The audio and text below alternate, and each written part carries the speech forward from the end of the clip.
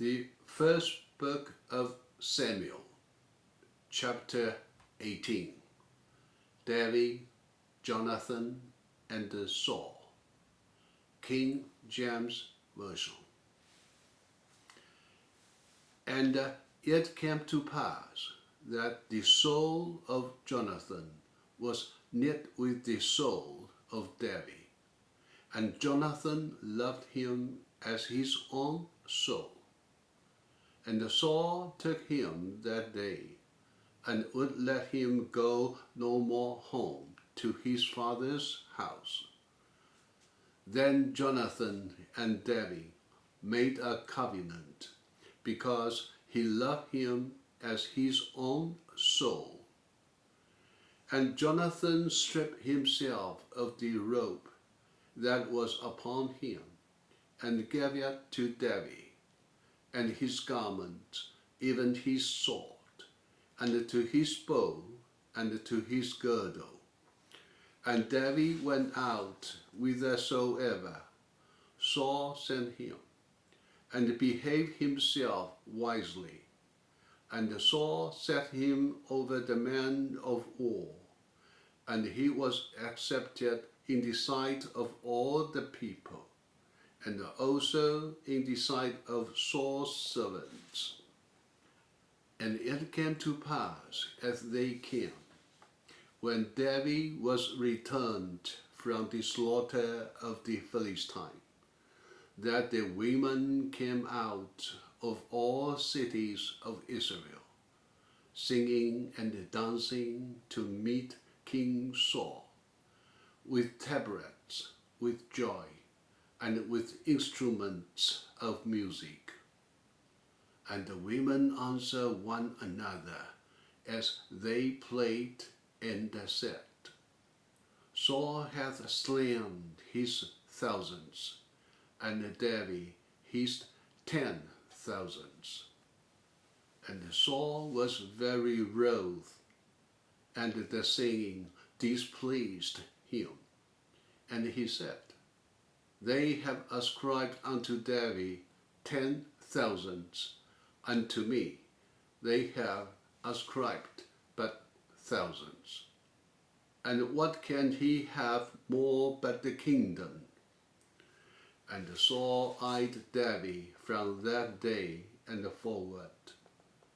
And it came to pass on the morrow that the evil spirit from God came upon Saul, and he prophesied in the midst of the house.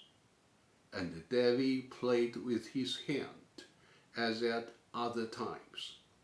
And there was a javelin in Saul's hand. And Saul cast the javelin, for he said, I will smite David even to the wall with it. And David avoided out of his presence twice. And Saul was afraid of David, because the Lord was with him, and was departed from Saul. And Saul spake to Jonathan, his son, and to all his servants, that they should kill David. But Jonathan, Saul's son, delighted much in David. And Jonathan told David, saying, Saul my father seeketh to kill thee.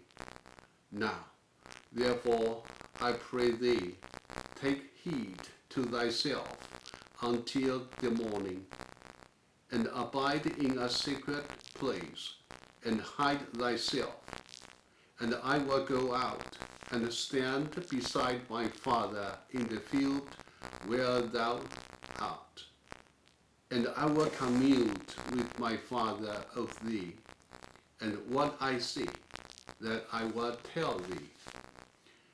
And Jonathan spake good of David unto Saul his father, and said unto him, Let not the king sin against his servant, against David, because he hath not sinned against thee, because his works have been to thee worked very good.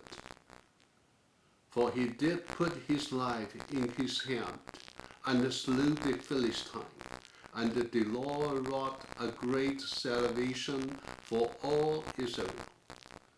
Thou sawest it, and didst rejoice. Wherefore then wilt thou sin against innocent blood, to slay David without a cause? And Saul hearkened unto the voice of Jonathan, and Saul sware, As the Lord liveth, he will not be slain.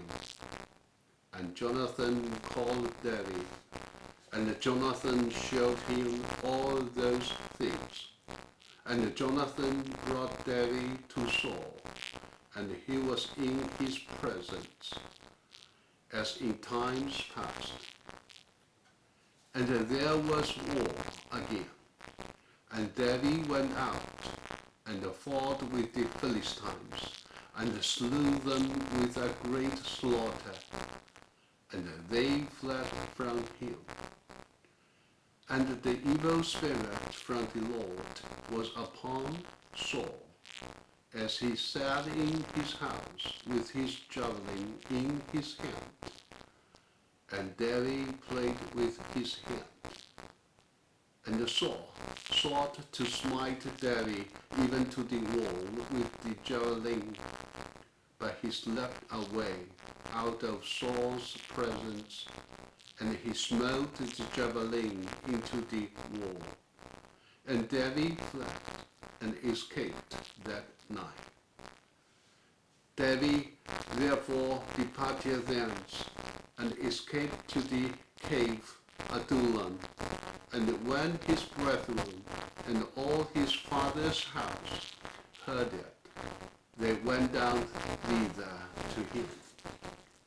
And every one that was in distress, and every one that was in debt, and every one that was discontented, gathered themselves unto him, and he became a captain over them.